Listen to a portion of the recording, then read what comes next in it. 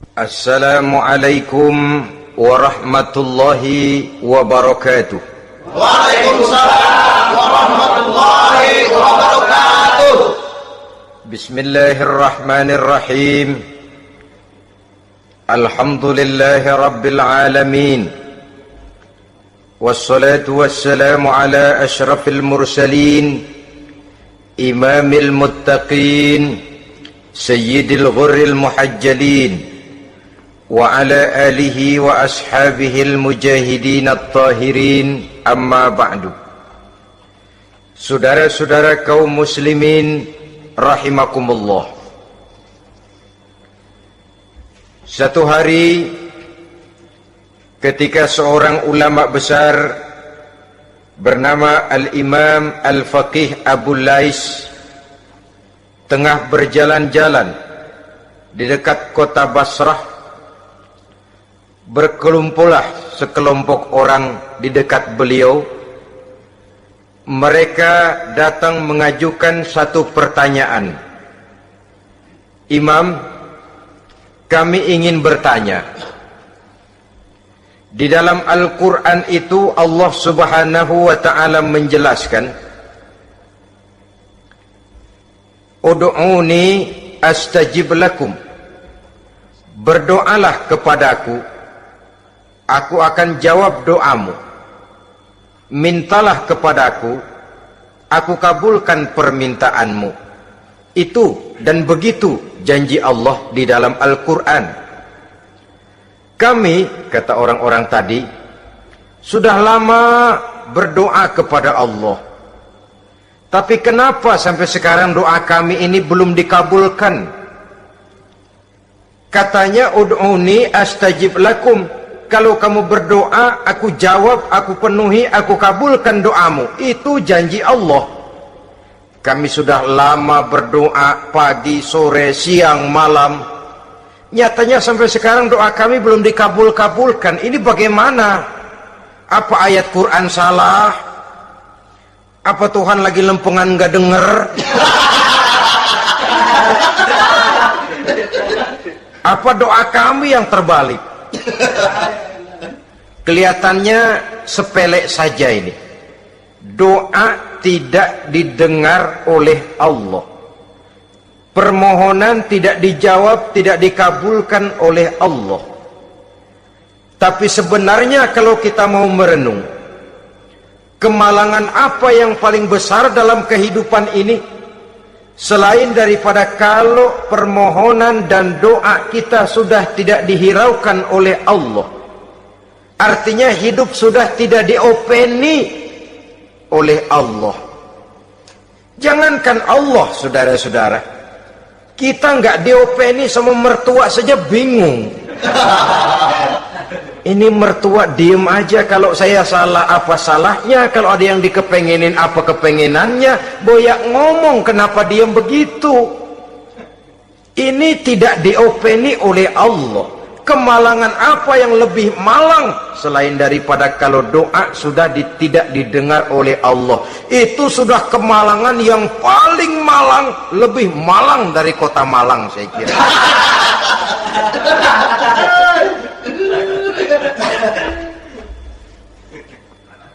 Menghadapi pertanyaan ini, Imam Al-Faqih Abu Lais senyum. Lalu beliau berkata, tuan-tuan, tahu kenapa doa tuan-tuan tidak dijawab, permohonan tidak dikabulkan? Allah sudah tidak memperdulikan tuan-tuan ini. Kami tidak tahu, Imam, maka kami bertanya. Begini, hati tuan-tuan itu mati. Dari hati yang mati, channel tidak nyambung kepada Allah.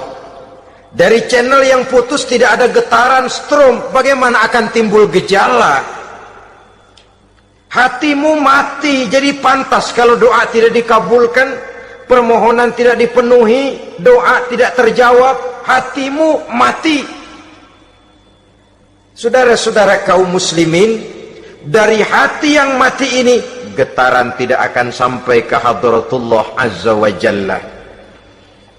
Nah, ini juga satu penyakit yang kita sangat khawatirkan, yaitu apabila hati kita sudah mati selagi jasad masih hidup. Artinya, jadilah kita bangkai berjalan di hadapan Allah Subhanahu wa ta'ala. Sementara kita sangat disibukkan dengan menggali berbagai macam jenis obat penangkal penyakit zahir, dan kita kurang perhatian untuk mencari obat penangkal penyakit batin yang kalau diserang penyakitnya menghancurkan kehidupan abadi di akhirat nanti. Perkembangan ilmu kedokteran nyata benar diikuti dengan perkembangan jenis-jenis penyakit. Makin maju ilmu kedokteran, makin modern penyakit. Ngerti juga rupanya itu penyakit. Dulu kita tidak kenal yang namanya AIDS, kita tidak tahu yang namanya liver, kita tidak kenal yang namanya stres. Paling yang banyak cika, masuk angin, dan sebagainya. Tapi baiklah, penyakit-penyakit batin yang menyebabkan hati menjadi mati, dan dari hati yang mati doa tidak naik, tidak didengarkan oleh Allah Subhanahu wa ta'ala. Nah, kata orang-orang tadi, yang menyebabkan hati kami mati ini apa, Imam? Beliau menjawab, pertama, araftumullaha wa lam tu'tuhu haqqahu. Yang menyebabkan hatimu jadi mati, pertama, kamu kenal benar kepada Allah, tapi haknya untuk disembah, kewajibanmu untuk menyembah, tidak pernah kamu laksanakan. Bagaimana Allah tidak akan jauh dari kita kalau kita tidak akan mengadakan pendekatan kepadanya? Dan pendekatan kepada Allah hanya bisa kita tempuh melalui jalur kegiatan ritual ibadah. Allah akan terlalu jauh apabila kita hanya membicarakannya lewat filsafat dan renungan yang mendalam.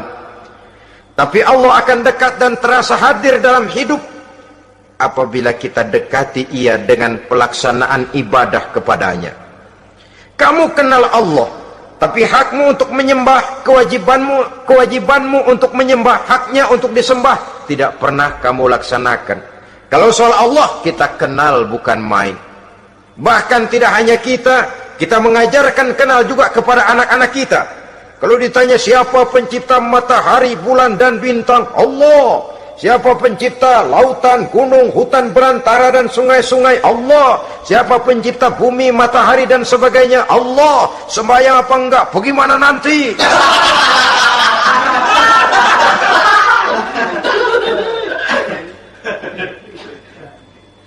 Tanpa pendekatan, Allah akan jauh. Apabila Allah jauh, maka doa tidak akan didengarkan olehnya.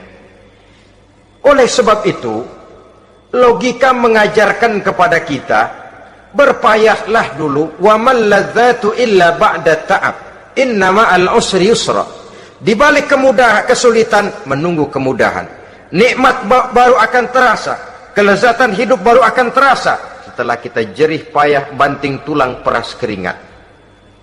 Rasanya memang lebih nikmat sepotong singkong hasil cucuran keringat sendiri ketimbang roti dijejelin orang. Ini berarti kita ingin mohon pertolongan kepada Allah, sementara dengan Allah sendiri kita jauh. Sama saja dalam kehidupan kita analoginya, saudara-saudara. Orang tidak kenal kepada saudara, tahu-tahu jauh dari saudara, tahu-tahu datang mau minjem duit. Apa kesan saudara? Enak aja, kenal enggak, dekat enggak, datang-datang mau minjem duit. Emang duit percetakan bapak lu?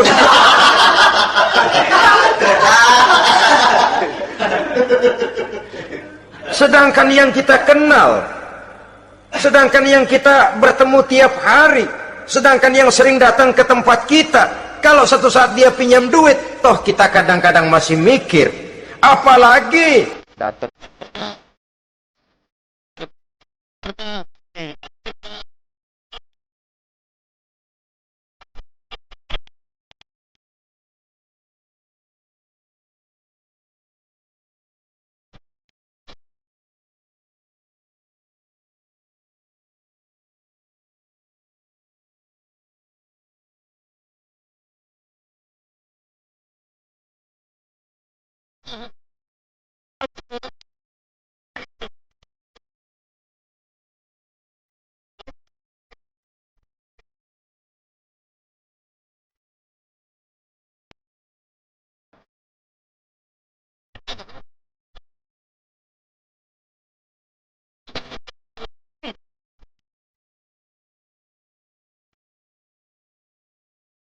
Ibadah yang dicontohkan oleh Rasulullah Shallallahu Alaihi Wasallam.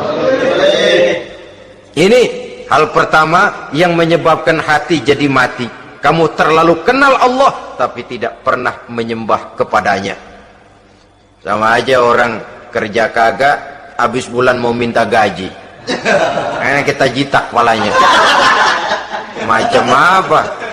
Kerja enggak, tahu-tahu datang mau minta gaji. Kerja dulu yang baik, habis bulan baru enggak diminta pun memang sudah ada jatahnya. Ibadah dulu kita kepada Allah. Soal Allah memberikan karunia kepada kita, itu hak Allah. Apabila kita dekat dengannya, ibadah yang kita laksanakan benar, karunia itu akan datang kepada kita. Saudara-saudara, yang kedua yang menyebabkan hati jadi mati, qara'tumul Qur'an walam ta'malu bih. Kamu baca Al-Quran tapi ajarannya tidak pernah kamu amalkan. Kamu baca Quran tapi isinya kamu injak-injak. Sehingga ada peringatan dari Rasul Sallallahu Alaihi Wasallam. Beliau bersabda, "Iza azzamat ummatid dunya wa fi riwayatin dinaron wa dirhaman nuzi'at minha haibatul Islam wa iza turikatil amru bil ma'rufi wan nahyu 'anil munkari hurimat 'alaihim barakatul wahyi wa iza tasabat ummati saqatat min 'ainillah." Tiga peringatan keras tapi yang merupakan gejala penyakit kita umat Islam diperingatkan oleh Nabi kita.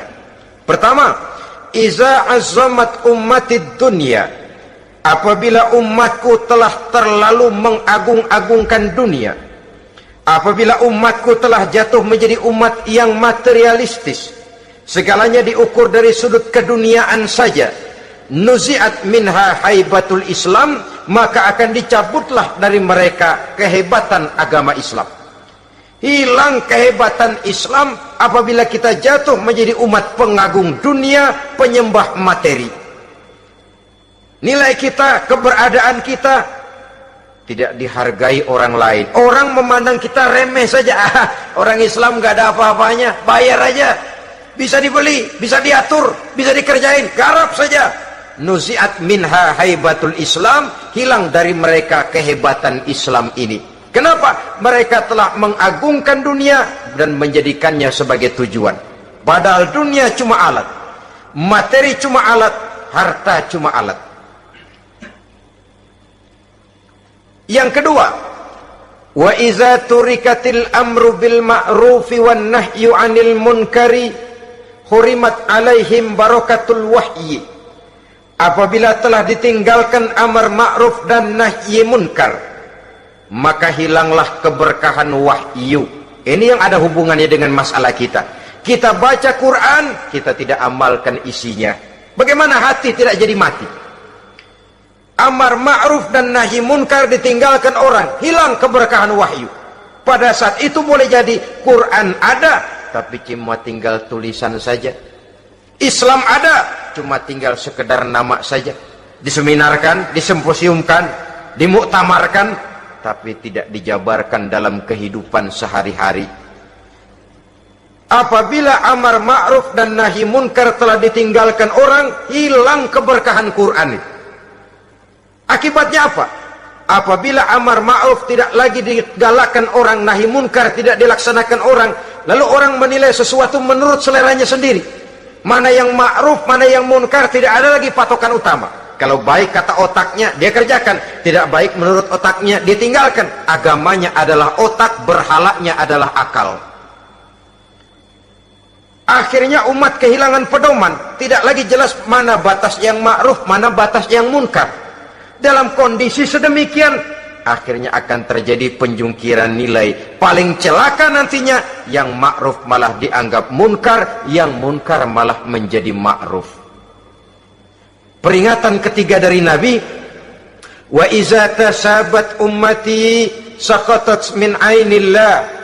Apabila umatku sudah saling berbantahan, apabila umatku sudah saling caci memaki, saqatat min ainillah, jatuhlah mereka dalam pandangan Allah Subhanahu wa ta'ala. Hilang wibawa umat yang sudah saling mencaci maki, saling menjatuhkan, saling gasak, gesek, gosok. Justru agama menganjurkan kita ini saling asah, asih, asuh. Kadang yang kita praktekkan, kita ini saling gasak. Yang kedua, saling gesek. Yang ketiga, saling gosok. Gasak, gesek, gosok. Kacau kita ini. Saling gasak, menjegal kawan seiring, menggunting dalam lipatan. Saling gosok, fitnah sana, fitnah sini. Saling gesek, sikut kiri, sikut kanan. Tidak peduli orang lain luka dan sebagainya. Yang penting dia bisa nangkring. Jatuh kita dalam pandangan Allah apabila umat sudah saling mencaci maki. Maka kita kembali kepada persoalan, hal kedua yang menyebabkan hati jadi mati, qara'tumul Qur'an walam ta'malu bih. Kita baca Al-Quran tapi ajarannya nyaris tidak kita amalkan di dalam kehidupan kita. Akibatnya hati lalu jadi mati. Itu yang kedua. Yang ketiga yang menyebabkan hati jadi mati dan doa tidak terjawab, idda'aitum annakum min ummati Muhammadin sallallahu alaihi wasallam wa lam ta'malu bi sunnatihi. Kamu mengaku, kamu memproklamirkan diri sebagai umatnya Nabi Muhammad, tapi sunnahnya tidak pernah kamu amalkan. Malahan perkembangan paling akhir, bukan saja tidak mau mengamalkan sunnah, malah mengingkari sunnah. Inna lillahi wa inna ilaihi raji'un. Oh, Nabi Muhammad itu manusia biasa seperti kita. Sebagai manusia dia bisa salah. Dan ternyata hadis banyak yang palsu. Yang otentik cuma Quran, selebihnya adalah sejarah. Tidak ada itu sunnah, langsung saja kepada Quran. Oh, hadis itu bukan sumber hukum. Oh, tidak perlu mengamalkan sunnah. Saudara-saudara kaum muslimin, mengaku kita umat Nabi, tapi sunnahnya kita campakkan, tidak kita amalkan. Setelah tidak kita amalkan, kita campakkan. Setelah kita campakkan, kita ingkari pula. Inna lillahi wa inna ilaihi raji'un. Bagaimana hati tidak jadi mati? Kalau siang malam kita memproklamirkan diri sebagai umat Nabi Muhammad, sementara sunnahnya kita campakkan, kita abaikan, dan kita ingkari dia, sunnah itu.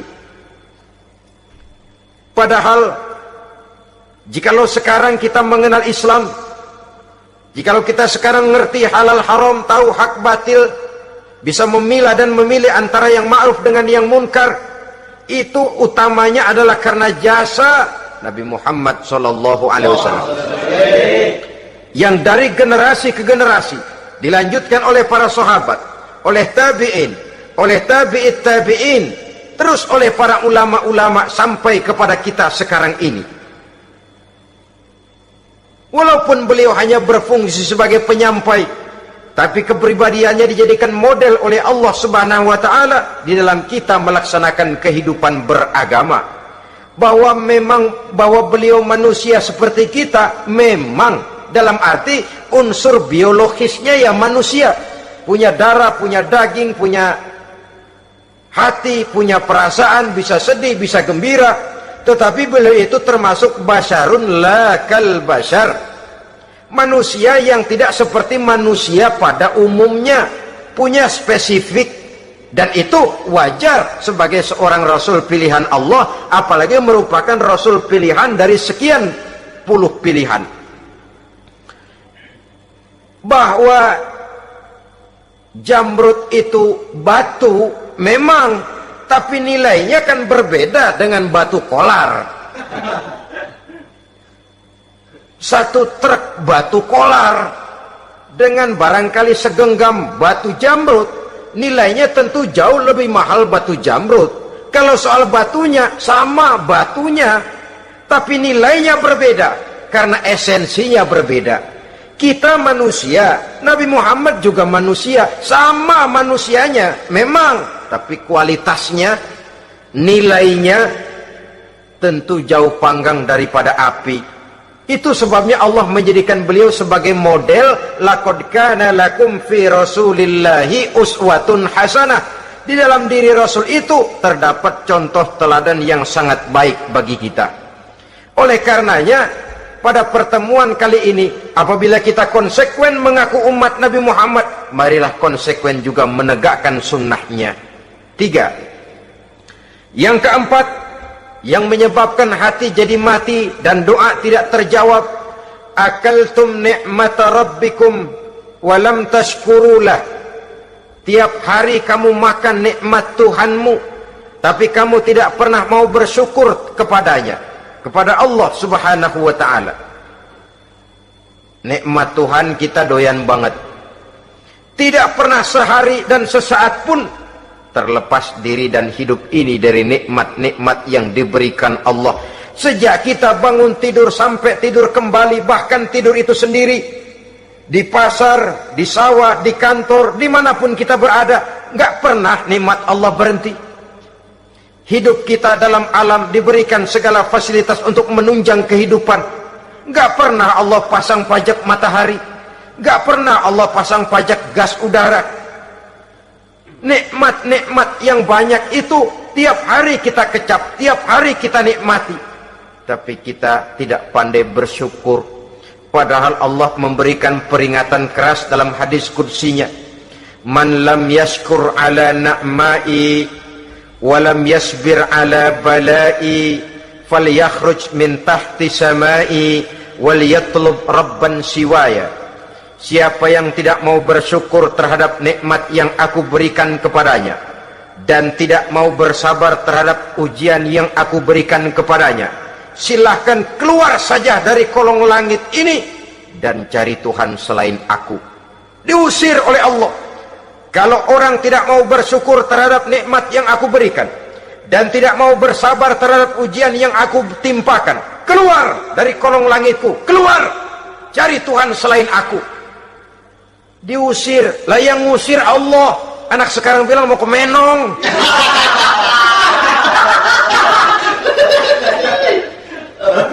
Kalau diusir kita dari Jakarta, masih bisa pindah ke Bandung.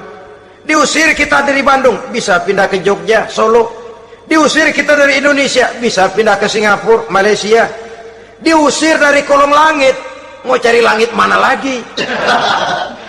Kalau kau tidak mau mensyukuri nikmatku, tidak sabar terhadap ujian yang aku berikan kepadamu, keluar saja, keluar dari kolong langitku ini, cari Tuhan selain aku. Kalau istilah kita mah Tuhan, jengkel banget udah itu. Nikmatku, yang nikmat yang aku berikan kau makan, tapi kepadaku engkau tidak pernah mau bersyukur. Saudara-saudara kaum muslimin rahimakumullah, wajar. Kita dulunya tidak ada, sekarang ada, nikmat. Susunan biologis manusiawi kita demikian cantik, nikmat. Tinggal di bumi, fasilitas yang kita perlukan disediakan, tinggal kita, kemampuan kita mengelolanya, nikmat. Diberikan kita otak yang membedakan kita dengan binatang, nikmat. Diberikan kita agama, diutus para rasul untuk jadi model dalam kehidupan kita, nikmat. Kalau cara kita emang kurang apa sih? Apa yang kurang, hai manusia? Engkau tidak ada, aku adakan. Kalau aku perintahkan kau tinggal di bulan, mungkin kau tidak akan sanggup hidup. Begitu lahir, kelepek-kelepek habis. Ya nggak ada HO2 toh di bulan, mau ngisap apa? Aku tinggalkan kau, aku perintahkan tinggal di permukaan bumi. Alamnya indah, fasilitas serba menunjang, nikmati semuanya, semuanya untuk kamu, semuanya. Satu pintaku, syukuri nikmat yang aku berikan kepadamu. Ya bukan cuma syukur dalam ucapan, syukur dalam perbuatan. Banyak nikmat yang diterima, makin banyak dia sujud, makin banyak dia ruku, makin banyak dia mengadakan pendekatan kepada Allah. Syukur dalam artian berupa tindakan dan perbuatan, mempergunakan nikmat sesuai dengan kehendak yang memberikan nikmat itu sendiri kepada kita. Saudara-saudara kaum muslimin rahimakumullah, ini penyakit yang keempat. Kamu makan nikmat Tuhanmu, tapi kamu tidak pernah pandai bersyukur kepadanya, mensyukuri nikmat yang diberikan tadi. Bagaimana hati tidak jadi mati? Kita sibuk mempersolek jasmani, mencari obat penangkal penyakit zahir. Maka yang ramai di zaman sekarang, saudara lihat, salon, fitness, senam, macam-macam jenis. Tidak ada salahnya dan tidak ada jeleknya. Tapi kalau itu sampai melupakan kita kepada memperindah batin, memperbaiki jiwa, artinya bukankah kita perlahan tapi mempersiapkan diri menjadi bangkai berjalan di hadapan Allah? Dengan operasi plastik, yang pesek jadi mancung, yang sipit jadi belok, kulit keriput jadi kencang, pipi terlalu cekung bisa diatur. Saudara-saudara, tapi kalau hati yang rusak, jiwa yang rusak, kemana lagi kita akan berobat kalau bukan kepada agama? Maka hati itu jadi mati apabila kita selalu memakan nikmat Allah dan tidak pandai mensyukuri nikmat itu. Dari hati yang mati tidak akan ada getarannya. Oleh sebab itu doa tidak terjawab. Selanjutnya yang menyebabkan doa tak terjawab dari sebab matinya hati, qultum annal mauta haqqun wa lam tasta'iddu lahu. Kamu berkata, kamu yakin bahwa mati adalah sesuatu yang benar, tapi kamu tidak pernah punya persiapan untuk mati. Padahal menurut logika, orang yang akan bepergian jauh tentu dia harus mempunyai bekal yang cukup. Semakin jauh jarak perjalanan yang akan ditempuhnya, semakin banyak perbekalan yang harus dibawanya. Dahulu, seketika beberapa jamaah dari Yaman akan melaksanakan ibadah haji dengan nekat. Mereka berprinsip, pokoknya kan berangkat haji jadi tamunya Allah, nanti Allah yang akan ngelayanin. Mereka nekat, modal badan doang berangkat. Diadukan kepada baginda Rasul, lalu turun peringatan dari Allah, wa tazawwadu fa inna khairaz zadi taqwa. Jangan begitu, bawa bekal, sesungguhnya bekal yang paling baik adalah takwa. Bahwa berangkat dengan bekal takwa itu bekal yang paling utama, tapi bekal-bekal yang lain pun jangan diabaikan. Kalau kita akan berangkat untuk tujuan yang baik, bekal yang paling utama memang takwa, tapi tidak berarti harus mengabaikan bekal-bekal yang lain. Begitulah, semakin jauh perjalanan yang akan kita tempuh, semakin banyak bekal yang harus kita hadapi. Kalau saudara mau pergi ke Surabaya, tidak membawa bekal kemudian berani berangkat, rasanya sih saya pikir itu bukan berani, nekat namanya. Sama saja orang belum pernah sembahyang mati, nekat tuh orang, berani amat. Belum berbuat kebaikan barang sedikit pun sudah mati, nekat namanya itu. Sama saja tadi, nggak bawa bekal apa-apa berangkat ke Surabaya. Sampai Surabaya belum tentu, sengsara udah jelas. Belum punya bekal yang baik sudah mati.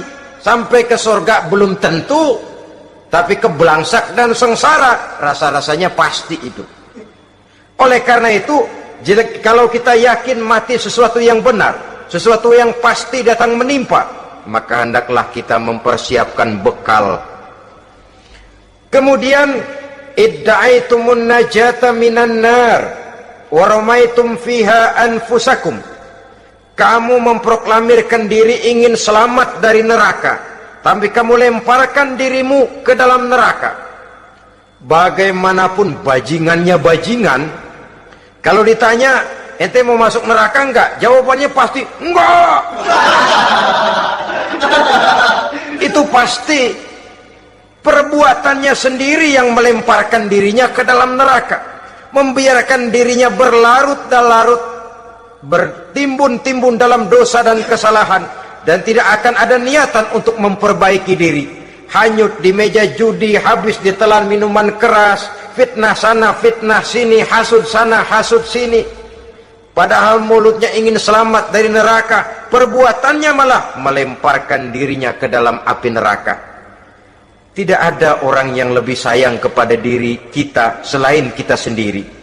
Dan menyayangi diri itu tidak cuma dengan memandikannya sehari 3 kali, memakaikannya parfum dengan segala macam merek, memakai sabun yang wangi-wangi, minyak yang harum-harum. Lebih daripada itu, jaga dan sayangi diri. Jangan jatuhkan dia ke dalam perbuatan-perbuatan yang bisa menjerumuskan diri itu ke dalam neraka.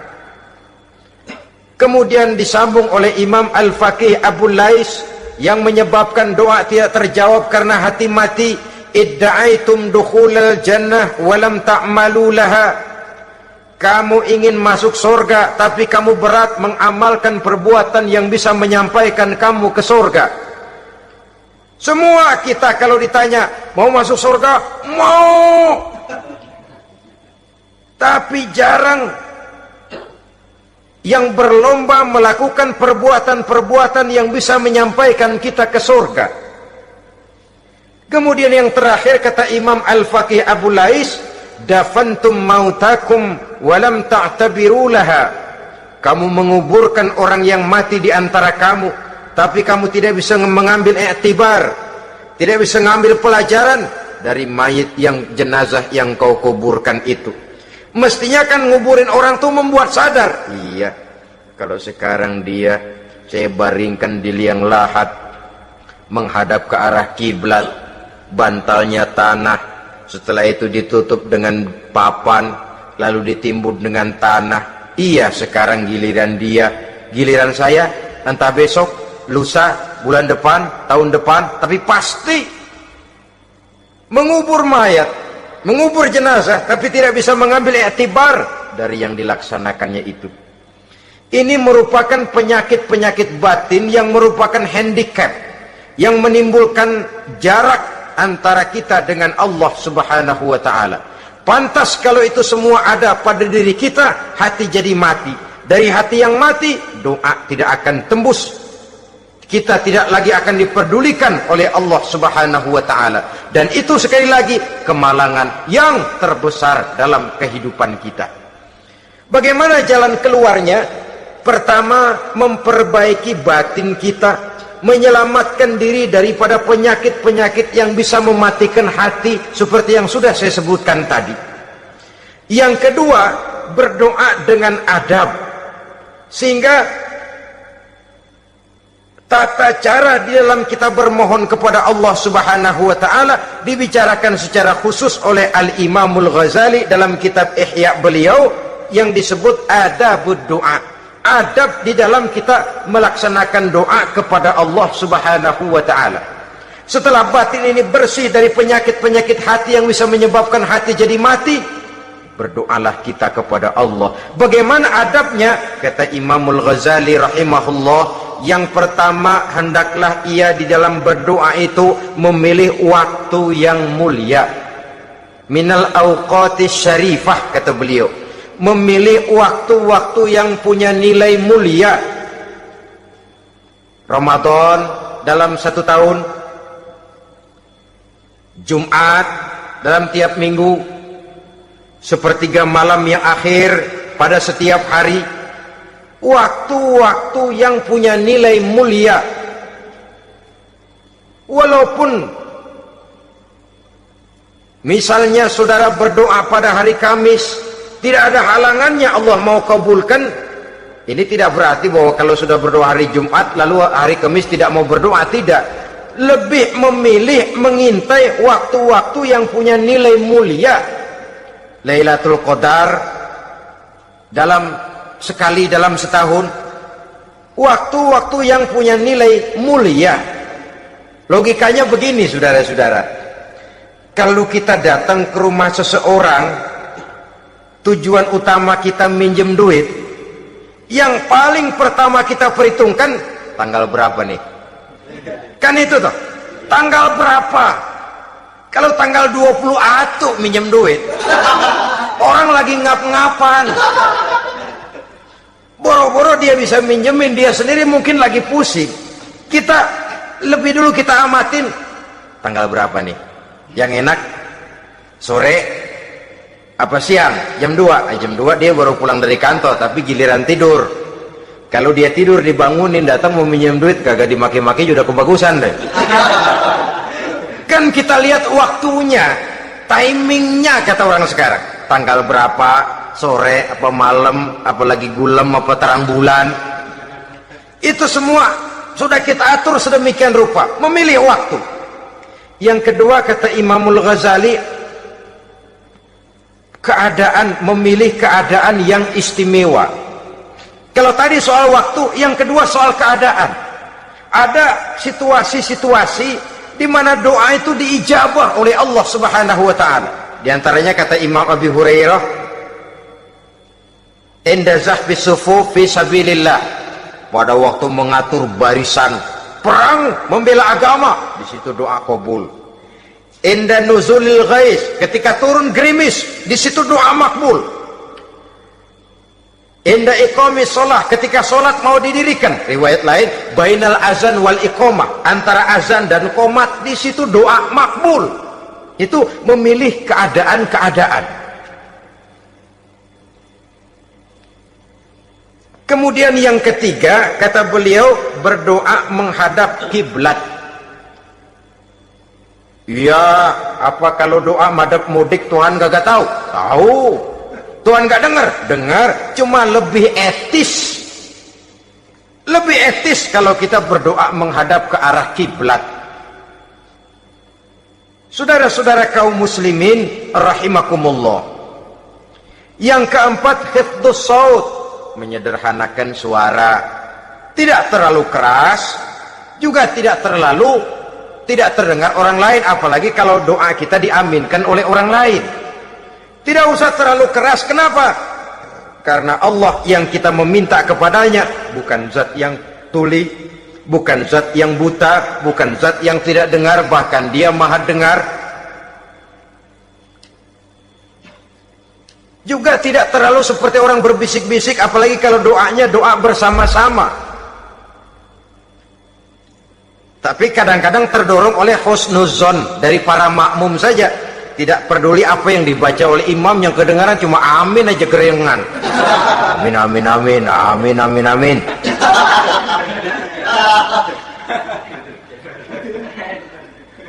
Juga tidak terlalu keras, seperti orang berdoa, seperti orang pidato. Saudara-saudara kaum muslimin rahimakumullah. Yang kelima, alla yatakallafa saja fid doa. Dalam berdoa, kalau istilah kita, jangan nyelongcong. Sajak sujak ini menunjukkan sikap berani kepada Allah. Misalnya ada orang berdoa, ya Allah ampunilah saya kalau engkau mau. Kalau Allah mau. Kasihanilah saya ya Allah kalau engkau mau.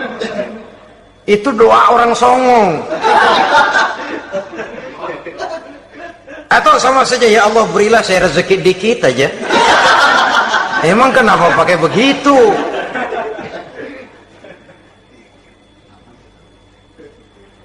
Allah yatakallafa saja fi doa. Yang keenam, kata Imamul Ghazali, at-tadarru' wal khusyu', dengan tadarru' dan khusyuk, dengan sikap tawadu, benar-benar ya seperti kitalah kalau datang memang menghajatkan pertolongan dari seseorang, segala action kita atur supaya hajat kita itu kabul, kan begitu. Kadang-kadang istilah orang kalau perlu ngesor mah ngesor dah, yang penting permintaan dikabulkan, gitu saja. Kita lihat sekarang ini, ramai orang bicara soal film-film Parno. Kelihatannya pendatang-pendatang baru, pokoknya asal bisa main dah, bugil ya bugil dah. Yang penting nyohor, bisa tampil. Walaupun dalihnya semua sama, mula-mula cuma iseng. Adegan panas bagaimana? Kalau tuntutan skenario apa boleh buat? Apa boleh buat? Emang nggak bisa milih. Setelah film beredar baru saya juga jijik ngeliat, ya tadi kemana waktu bikin? Udah jadi baru jijik, bikinnya merem memang itu.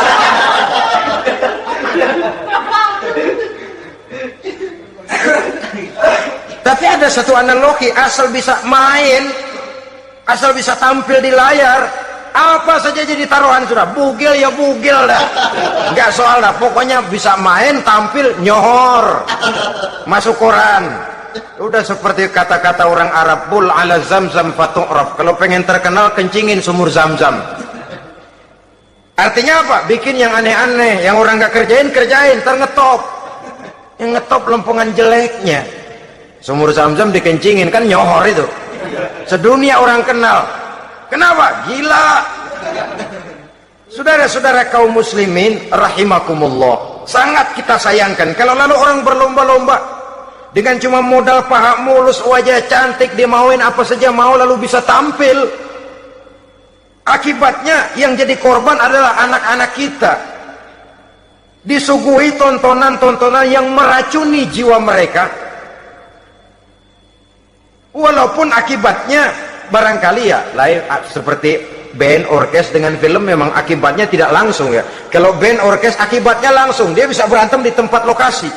Film orang nonton tahu dia di tempat itu, bukan di tempat itu dia praktek, pulang jadi pikiran dia, tadi serem ya, ntar kalau ada kesempatan kita praktek. Nah, ikal ngancemnya itu yang gak enak. Tapi yang saya analogkan dengan persoalan kita, tingkah pola artis apapun dilakukan asal bisa main. Nah itu tuh, asal dapat kesempatan acting. Dalihnya ya tuntutan skenario lah, iseng lah, macem-macem lah. Tapi yang jelas satu target, saya harus dapat kesempatan main. Untuk sampai ke situ, cara apa saja harus saya tempuh. Tidak peduli harus menginjak-injak norma dan budaya bangsa yang luhur. Tidak peduli harus bertentangan dengan kaidah agama. Tidak peduli hasilnya meracuni umat masyarakat, terutama generasi muda. Yang penting kan ngetop. Saudara-saudara, baiklah ya, itu soal lain. Tapi soal kita ialah at-tadarru wal khusyu'. Bermohon kepada Allah dengan tadarru, khusyuk dan tawadu. Seperti kalau kita mau bermohon kepada seseorang, kita malah merendahkan diri. Pak, saya memang orang gak mampu Pak, utang saya udah selebar kampung Pak, anak udah 16 seperempat. Apa saja kita meratap, menghibah, mengeluh, merintih, ujungnya kan yang penting gue pinjam duit dapat dah. Apa kayak diomongin, pokoknya pulang bawa duit, itu saja. Itu strategi manusiawi. Kalau ini kita adakan konteks, oh iya, kepada Allah lebih lagi kita tadarru, khusyuk, tawadhu. Doa dengan tawadhu, sebab kita akan bermohon kepada yang serba maha.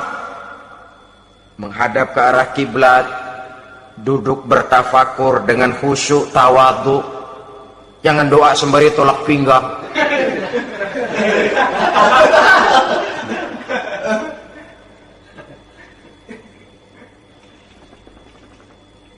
Yang ketujuh, kata Imamul Ghazali, ayyujzimad du'a wa yuqina bil ijabah. Hendaknya dia menjazamkan doanya itu dan yakin bahwa doanya akan dikabulkan oleh Allah. Sebab kata Nabi, innallaha la yaqbalu du'aan min qalbin ghafilin lahin. Allah subhanahu wa ta'ala tidak akan menerima doa dari hati yang lalai dan main-main. Doa ke orang ugah-ugahan.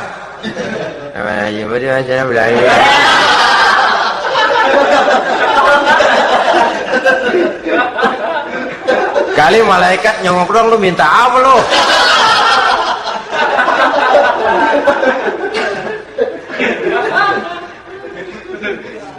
Seperti tadi itu, kita datang mau minjem duit sama orang, ngomongnya ogah-ogahan.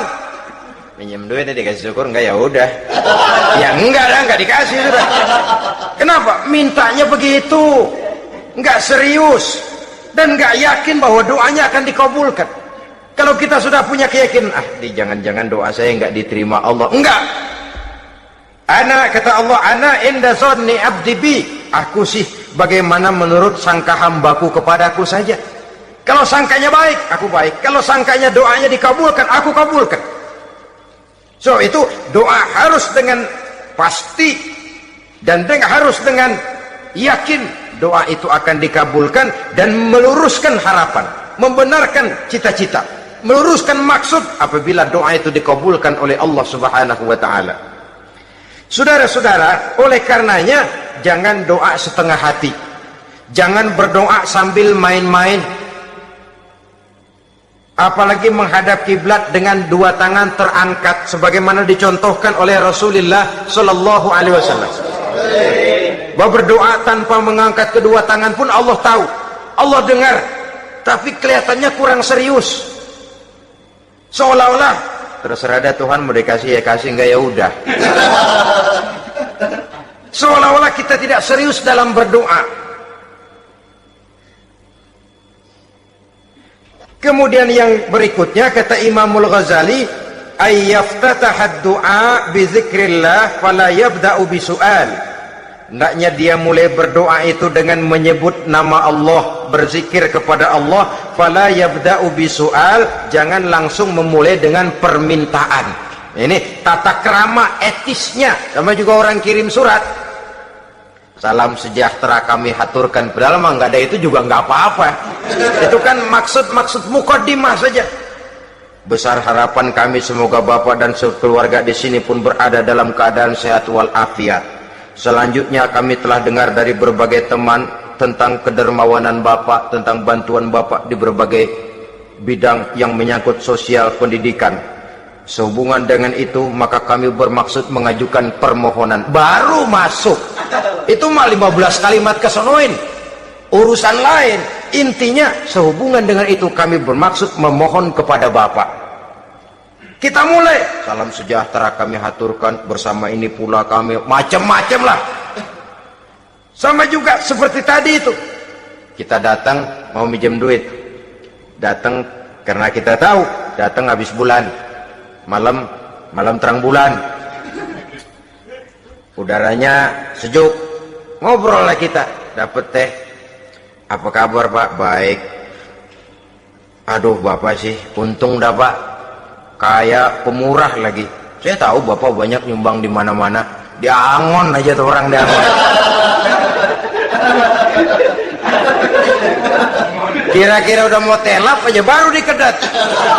Ngomong-ngomong Pak, nah mulai nih kalau udah ngomong dah tuh mulai, baru masuk. Jadi etisnya berdoa itu dimulai dengan zikrullah. Karena itu umumnya dimulai dengan alhamdulillahirabbil alamin. Kita puji dulu Allah. Alhamdulillahirabbil alamin hamdan yuwafi ni'amahu wa yukafi'u mazidah. Kita puji dulu Allah. Seperti orang tadi lah. Kita puji dulu kebaikannya. Walaupun pada akhirnya kita minjem duitnya. Ya, sebenarnya Allah nggak perlu dipuji toh. Dipuji atau tidak Allah tetap termulia. Ini etis manusia. Allah tidak berharap untuk dipuji oleh manusia. Allah tidak untung seluruh alam memujinya. Manusia mau memuji atau tidak itu urusan manusia sendiri. Allah tidak minta untuk dipuji.